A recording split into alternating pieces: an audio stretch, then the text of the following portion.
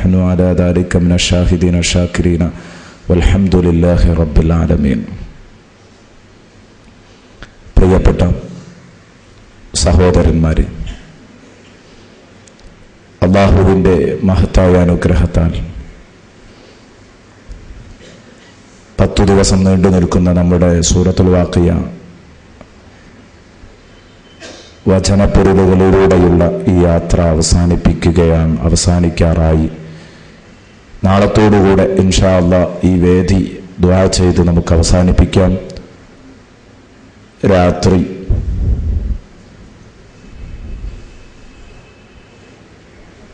ഇൻഷാ അല്ലാഹ് നമ്മൾ ഉദ്ദേശിച്ചതുപോലെയുള്ള പരിപാടികൾ വളരെ വിശാലമായ രൂപത്തിൽ തന്നെ നടത്താൻ തീരുമാനിച്ച വിവരം നിങ്ങൾ അറിഞ്ഞു. നേരത്തെ ചെറുതാക്കണമെന്ന് കരുതിയാലും പേരൂർ ഉസ്താദിനെ കിട്ടുകയും ആ പരിപാടി ഒരു വമ്പിച്ച പരിപാടിയാക്കി നടത്താൻ തന്നെ നമുക്ക് തൗഫീഖ് ലഭിക്കുകയും ചെയ്തു. അല്ലാഹു എല്ലാം സന്തോഷം പോലെ ആക്കി തരുവട്ടെ. എല്ലാം സന്തോഷം പോലെ ആക്കി തന്നു ഇഹപര വിജയം നേടുന്ന മുത്തഖീങ്ങളിൽ അല്ലാഹു നമ്മെ ഉൾപ്പെടുത്തുമാറാവട്ടെ.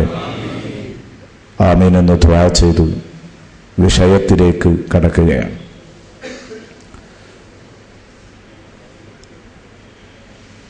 ഇന്ന് നാം ചർച്ച ചെയ്യാൻ ബാക്കിയുള്ള ഭാഗം ഇപ്പോൾ നമ്മൾ കുറേ കേട്ടതൊന്ന് ഓർക്കുക. ലോകാവസാനം കഴിഞ്ഞ് നാളെ മറ്റൊരു ലോകം തുടങ്ങുന്നു. അവിടെ ജനങ്ങൾ 3 വിഭാഗമാകുന്നു. ഉത്തമ വിഭാഗമുണ്ട്, മധ്യമ വിഭാഗമുണ്ട്, ഹതഭാഗ്യരുണ്ട്. ആ ഉത്തമ വിഭാഗത്തിന് കിട്ടുന്ന സ്വർഗം, ആ സ്വർഗം ശ്ലീലം മാത്രം ആസ്വദിക്കാനുള്ള ലോകം. അശ്ലീലം അവിടെയില്ല. മധ്യമ വിഭാഗത്തിന് കിട്ടുന്ന സലാമത്ത്,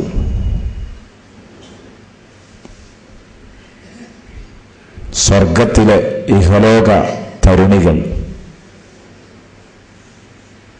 ഹൂർലിങ്ങളെ വെല്ലുന്ന രൂപത്തിൽ ഭൂമിയിലെ പെണ്ണുങ്ങൾക്ക് പവർ ഉണ്ടാകണമെങ്കിൽ അല്ലാഹു നിശ്ചയിച്ച നിയമവിലക്കുകളിൽ നിന്നുകൊണ്ട് ജീവിക്കുമ്പോൾ മാത്രമേ അത് ലഭിക്കൂ എന്ന ശക്തമായ താക്കീത്. ഹതഭാഗ്യരും നരകവും നീ റബ്ബിന്റെ സൃഷ്ടിയാണ്. നിന്റെ കയ്യിലുള്ള വെള്ളം അല്ലാഹു തന്നതാണ്. നിന്റെ കയ്യിലുള്ള ഭക്ഷണം അല്ലാഹു തന്നതാണ്. നിന്റെ കയ്യിലുള്ള തീയ് അല്ലാഹു തന്നതാണ്. ഭക്ഷണവും വെള്ളവും തീയും ഒരു മനുഷ്യന്റെ ജീവിതത്തിലെ അവശ്യ ഘടകങ്ങളായ 3 വസ്തുക്കളാണ്.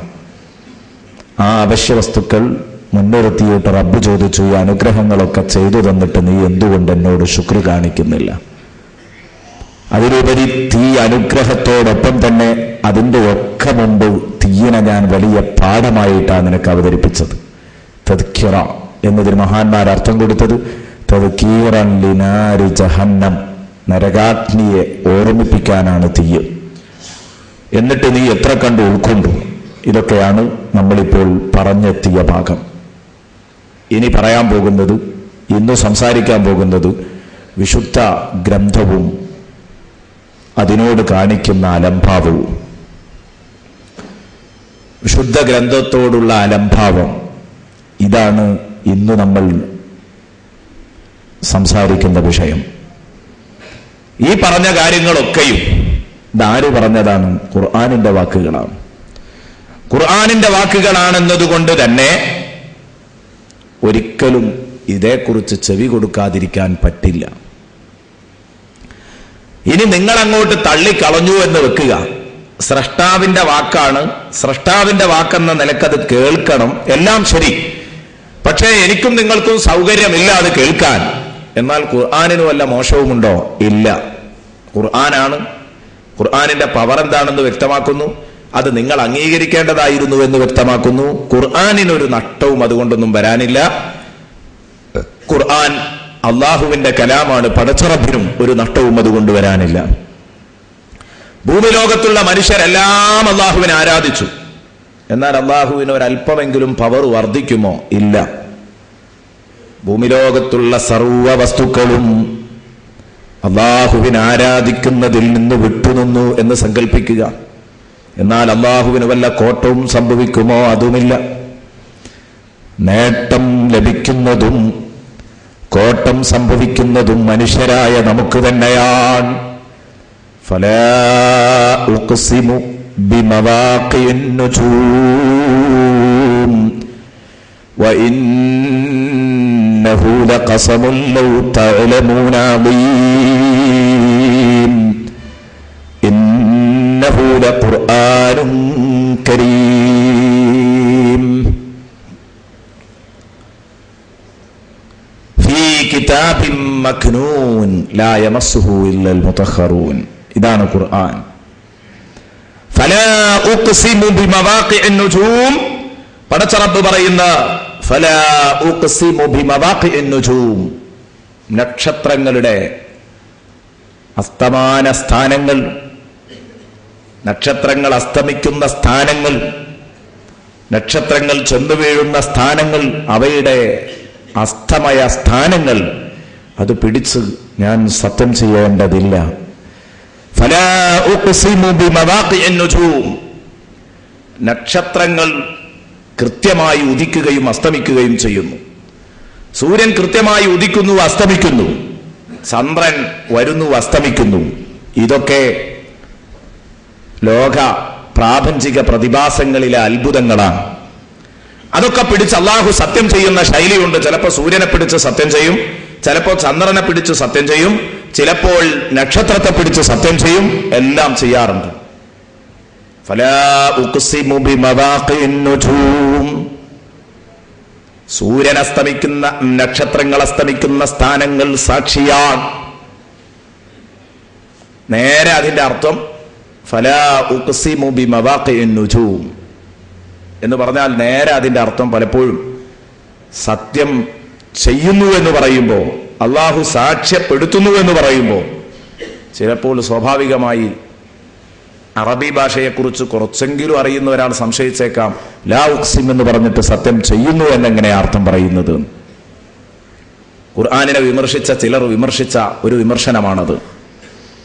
ഞാൻ ഇന്നലെ പറഞ്ഞതുപോലെ സാഹിത്യകാരന്റെ ഭാഷ മനസ്സിലാക്കാൻ കഴിയാത്ത ആളുകൾ വിമർശിച്ചപ്പോഴുണ്ടായ ഒരു വിമർശനമാണത്. സത്യം ചെയ്യുന്നില്ല എന്ന് പറയാ, ഉദ്ദേശം സത്യം ചെയ്യുന്നു എന്നാണ്. ഇതെങ്ങനെയാ ഒക്കുക? ലാ ഉഖ്സിമു ബിഹാദൽ ബലദ് വഅൻത ഹില്ലും ബിഹാദൽ ബലദ് വവാലിദിൻ വമാ വലദ്. വിശുദ്ധ ഖുർആനിൽ ഒരുപാട് സ്ഥലത്ത് ഇങ്ങനെയുണ്ട്. എന്ന് പറഞ്ഞാൽ നമുക്കൊക്കെ ആ ആശയം മനസ്സിലാക്കാൻ, അള്ളാഹു സത്യം ചെയ്യുക തന്നെയാണ് ഇതിന്റെ ഉദ്ദേശം എന്ന് മനസ്സിലാക്കാൻ വേണ്ടിയാണ് ഖുർആൻ വ്യാഖ്യാതാക്കളിൽ ചിലരെങ്കിലും ആ ലാ എന്ന് പറഞ്ഞതിന് അർത്ഥമില്ലെന്ന് പറഞ്ഞത്. എന്തിന്? ആ ആശയം നമുക്ക് തിരിയാൻ. അതേസമയം ഇമാം റാസി റഹ്മത്തുള്ളാഹി അലൈഹിയെ പോലെയുള്ളവർ പറയുന്നത് കാണാം, ഖുർആനിൽ ഒരക്ഷരം കുറവോ ഒരക്ഷരം കൂടുതലോ ഇല്ല.